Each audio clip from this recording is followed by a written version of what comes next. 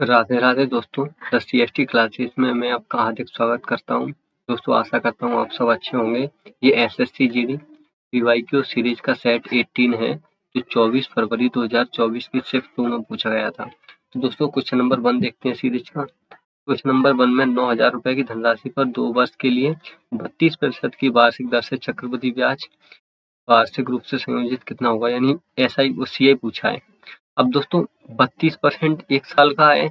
अब सीआई ब्याज पे ब्याज लगता है तो इसको डायरेक्ट सक्सेसिव से करेंगे ये भी वाले फॉर्मूले से। तो 32 प्लस 32 2 साल के लिए है ना, तो 32 गुणा 32 और 3200, ठीक है। ये कितना हुआ 64 प्लस 32 का स्क्वायर 1024, 100 का भाग लगेगा तो ये कितना हो जाएगा 10.24।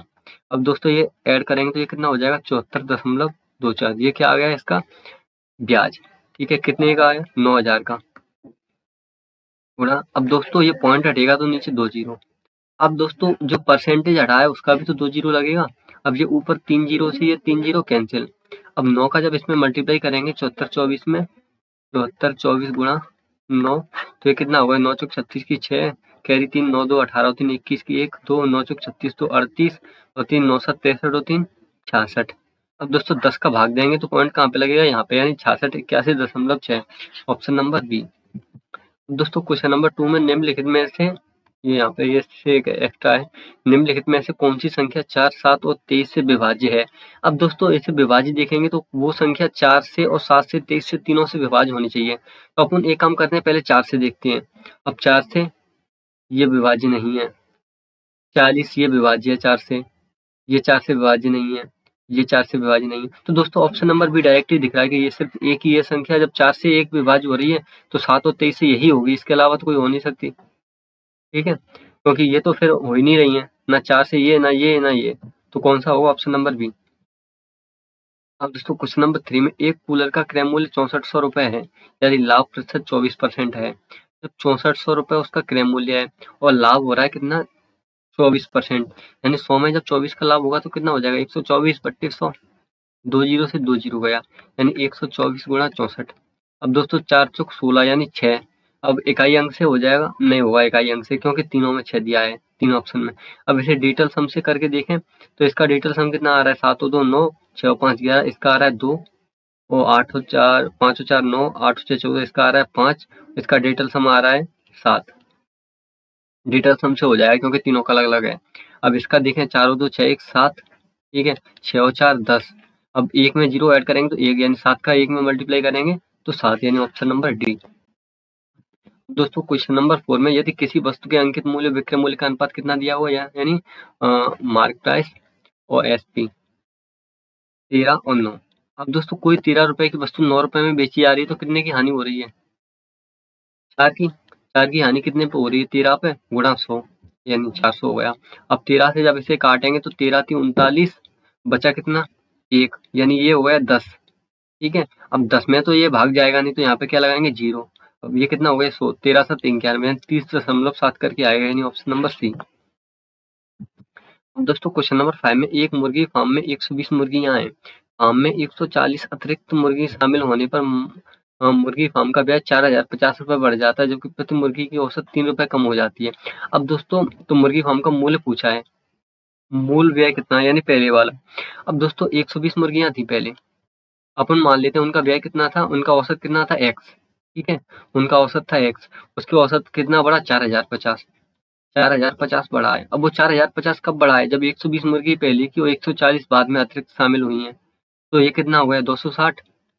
अब उनका क्या बोला है दोस्तों, जब प्रति मुर्गी औसत ये टोटल हो जाता है 260, 140 बढ़ जाती है तो उनके प्रति मुर्गी औसत 3 रुपए कम हो जाता है, यानी पहले माना था x, तो अब कितना हो जाएगा x माइनस 3।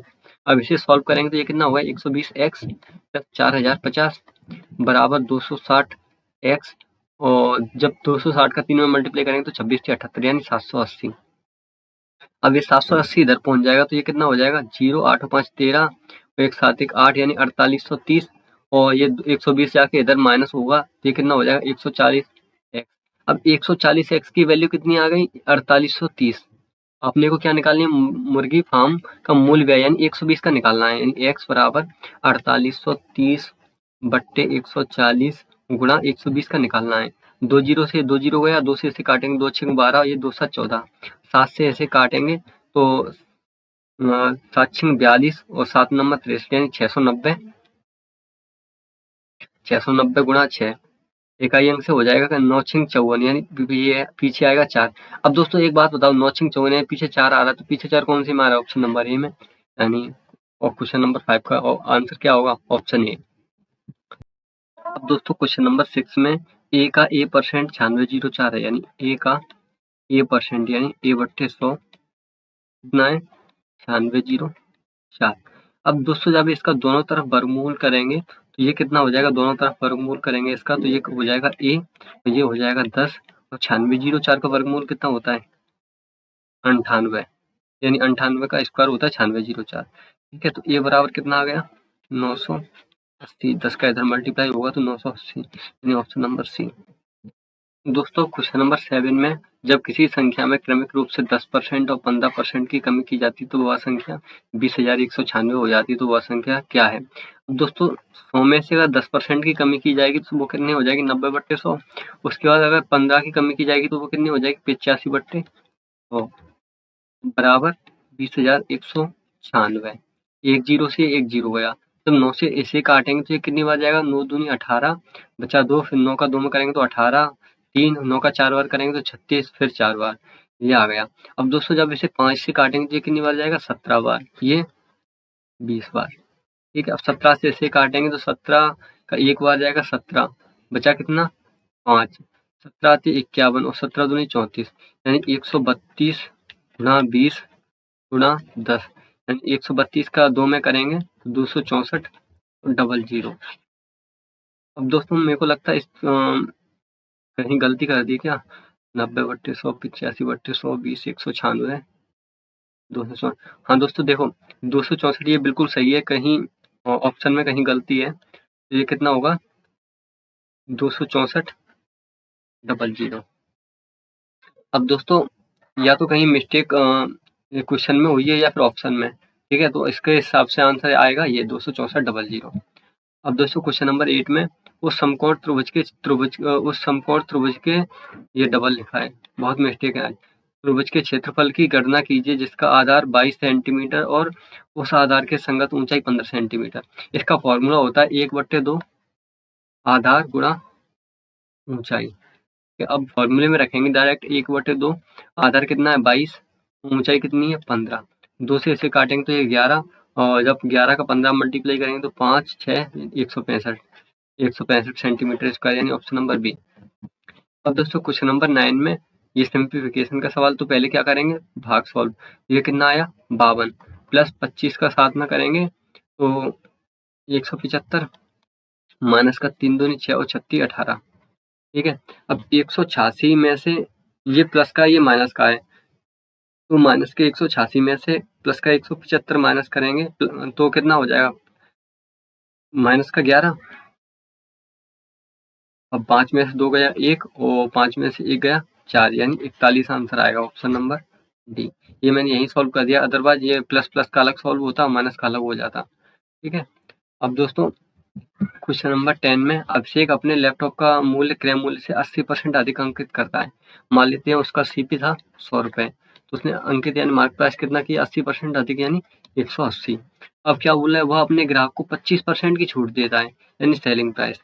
सेलिंग प्राइस के लिए उसने 180 पे 25% की छूट दी, तो 25% को क्या लिखते हैं? 1/4।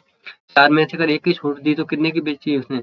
3/4। 4 से जब इसे काटेंगे तो 4 चौक 16 और 4 5 20, 45 का 3 में मल्टीप्लाई करेंगे तो ये 4 3 12 यानी 135। तो क्या पूछा है? लाभ प्रतिशत कितना है? अब दोस्तों कोई 100 रुपए की वस्तु 135 में बेची जा रही है तो कितने का लाभ हो रहा है? 33% का, यानी ऑप्शन नंबर सी। अब दोस्तों क्वेश्चन नंबर 11 में फिर से सिंप्लीफिकेशन का सवाल, 9 में से 1 माइनस करेंगे तो 8, 8 का 4 में मल्टीप्लाई करेंगे तो 32, 42 में से 32 जाएगा तो प्लस का 10 बचेगा, और 10 का 2 मल्टीप्लाई हुआ तो ये कितना हो जाएगा? 20 प्लस 4 यानी ये हो गया 24, 24 प्लस 3 कितना हुआ? ये 27। फिर से कहीं मिस्टेक है क्या? पहले से सॉल्व करेंगे क्या? पहले सॉल्व करेंगे कोष्टक, ब्रैकेट सॉल्व करेंगे। तो जब पहले ब्रैकेट सॉल्व करेंगे तो 9 में से 1 गया 8 बचा, 8 का 4 में मल्टीप्लाई होगा तो ये कितना होगा माइनस का 32। जब 42 में से माइनस का 32 माइनस करेंगे तो ये कितना होगा 10। 10 का 2 मल्टीप्लाई होगा तो ये कितना हो जाएगा 20। 20 अब 20 प्लस 4 कितना होगा ये 24। अब 24 प्लस 3 लिखा हुआ है। अब दोस्तों मेरे को लगता है ये प्लस नहीं है, यहाँ पे होगा 24 की जगह मल्टीप्लाई होगा। तो जब 24 का 3 में मल्टीप्लाई होगा तो वो कितना हो जाएगा 72। यानी ऑप्शन नंबर ए। यहाँ पे कुछ मिस्टेक है, आज मिस्टेक बहुत ज्यादा हुई है टाइपिंग में। अब दोस्तों क्वेश्चन नंबर 12 में एक निश्चित धनराशि 10% और वार्षिक की दर से और 7 वर्ष 10% की वार्षिक दर से 7 वर्ष और 8 वर्ष के लिए साधारण ब्याज का अंतर 57 रुपए है।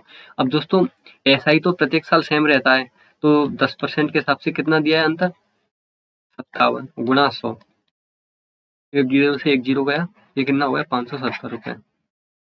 Option number T. अब दोस्तों क्वेश्चन नंबर 13 में फिर से सिंप्लीफिकेशन का सवाल। जब 5 से इसे काटेंगे तो ये 110 प्लस 2 से इसे काटेंगे तो 210 भाग कर रहे हैं और यहाँ पे फिर भाग करेंगे तो ये कितना होगा 5 2 10 यानी 220। ठीक है, 200 और 200 400 500 510 520 और 540 यानी ऑप्शन नंबर सी। दोस्तों क्वेश्चन नंबर 14 में 17 संख्याओं का औसत कितना दिया हुआ है 47। यदि प्रत्येक संख्या में 6 से गुणा किया जाता है तो नया औसत कितना होगा। अब दोस्तों जब प्रत्येक संख्या में 6 से गुणा किया जाता है तो 47 में भी औसत में भी 6 से मल्टीप्लाई किया जाएगा, है कि नहीं। तो 47 गुणा 6 यानी 6 7 42 की 2 कैरी आएगी 4। अब डायरेक्ट दिख रहा है एक ही ऑप्शन में है 2, ऑप्शन नंबर ए। और पूरा करना है 6 7 42 की 2 कैरी आएगी 4 और 6 चौक 24 और 4 28 यानी ऑप्शन नंबर ए। दोस्तों क्वेश्चन नंबर 15 में एक मिश्रण में दूध और पानी का अनुपात कितना दिया हुआ है मिल्क और वाटर 7 और 9। अब क्या बोल रहा है मिश्रण में कुछ दूध मिलाया जाता है जिसके कारण दूध और पानी का अनुपात 11 और 9 हो जाता है। अब दोस्तों क्या पूछा प्रारंभिक मिश्रण में प्रतिशत के रूप में मिश्रण में कितना दूध मिलाया गया था। अब दोस्तों ये बताओ दूध मिलाया कितना जा रहा है। वाटर तो सेम है, पहले भी सेम था अब भी सेम है, तो दूध कितना मिलाया जा रहा है 4। और पहले टोटल मिश्रण कितना था 9 7 16 यानी 4/16 गुणा 100। 4 से 16 कटेगा 4 बार 4 से ये काटेंगे तो 25% यानी ऑप्शन नंबर डी। अब दोस्तों क्वेश्चन नंबर 16 में ए बी से 4 गुना अच्छा कारीगर है। ए बी से जब बी की एफिशिएंसी मान लेते हैं एक, तो ए की एफिशिएंसी यानी 4, या आगे इनकी एफिशिएंसी, और दोनों एक साथ मिलकर एक काम को 84/15 दिनों में कर सकती हैं। अब दोस्तों इनकी एफिशिएंसी इतनी आई और टाइम कितना है इतना है 84/15 ये टाइम दिया हुआ है और 4 और 1 ये एफिशिएंसी दी हुई है। तो पहले इनका टोटल काम निकालेंगे तो 84/15 गुणा 4 + 1 5। 5 से इसे काटेंगे तो 3, 3 से इसे काटेंगे 3 दूनी 6 और 3 8 24 यानी ये हो गया 28 आ गया टोटल काम। अब क्या पूछा है ये अकेले वह काम कितने दिनों में पूरा करेगा। ए अकेले पूछा है। अब ए की एफिशिएंसी कितनी है 4, तो 28/4 यानी 4 7 28 यानी 7 दिन ऑप्शन नंबर डी। अब दोस्तों क्वेश्चन नंबर 17 में एक चोर 2 बजे पर एक कार चुराता है और 70 किलोमीटर प्रति घंटे की चाल से चलाता है। चोरी का पता 3 बजे लगता है। अब दोस्तों 2 बजे उसने कार चुराई और 3 बजे पता लगता है, तो 1 घंटे में उसने कितनी कार चलाई होगी 70 किलोमीटर। ठीक है, अब क्या बोला है चोरी का पता 3 बजे पर चलता है और कार मालिक 105 प्रति घंटे की चाल से दूसरी कार में चोर का पीछा करने निकलता है। मालिक कितने बजे चोर को पकड़ लेगा। अब दोस्तों जब वो एक ही दिशा में जा रहे हैं तो उनकी चाल को माइनस करेंगे तो 105 में से जब 70 घटाएंगे तो ये कितना आएगा 35, यानी 35 किलोमीटर के हिसाब से वो उनकी रेस होगी। 35 से इसे काटेंगे तो ये जाएगा 2 बार यानी 2 घंटे। तो उसने जब 3 बजे मालिक ने चलना उसके पीछे चोर की वजह से चलना शुरू किया तो वो 2 घंटे बाद पकड़ा जाएगा, यानी 3 और 2 5 यानी ऑप्शन नंबर ए 5 बजे वो पकड़ा जाएगा। दोस्तों क्वेश्चन नंबर 18 में 25 श्रमिक एक दीवार को 10 दिनों में बना सकते हैं। 25 श्रमिक एक दीवार को 10 दिनों में बना सकते हैं, तो क्या पूछा है 20 श्रमिक उस दीवार को कितने दिनों में बनाएंगे यानी x। 10 से इसे काटेंगे तो 2, 2 से इसे काटेंगे तो 12.5 यानी 25/2 ऑप्शन नंबर ए। अब दोस्तों क्वेश्चन नंबर 19 में एक बैग में काली और सफेद गेंदें हैं यानी ब्लैक और व्हाइट, उनका रेशियो कितना दिया हुआ है 7 और 4। अब क्या बोल रहा है उस बैग में 44 सफेद गेंदें हैं सफेद गेंदों का ये औसत कितना दिया हुआ है 44 और इसकी वैल्यू कितनी दी हुई है 4 की वैल्यू कितनी दी हुई है 44 यानी 1 की कितनी आ गई 11। अब दोस्तों वो पूछा है तो बैग में गेंदों की कुल संख्या यानी 7 और 4 औसत कितना होगा 11। 11 गुणा 11 करेंगे तो 121 यानी ऑप्शन नंबर सी। दोस्तों क्वेश्चन नंबर 20 में एक वस्तु में 4550 रुपए में बेचने पर अर्जित लाभ उसी वस्तु को 3290 रुपए में बेचने पर हुई हानि का 5 गुना है। यानी कोई वस्तु 4550 रुपए और 3290 रुपए में बेची जाती है, ठीक है। जब 4550 रुपए में बेची जाती है और 3290 रुपए में बेची जाती है तो 3290 रुपए में बेचने पर हुई हानि का 5 गुना है। मान लेते हैं उस पे हानि एक्स हुई तो लाभ कितना हो रहा है 5 गुना यानी 5x। अब इन दोनों के बीच का डिफरेंस कितना है 0, 15 में से 9 गया 6, 4 में से 2 गया 2 यानी 1260। तो इधर डिफरेंस कितना हो रहा है, इनको ऐड करेंगे तो कितना हो रहा है 6x।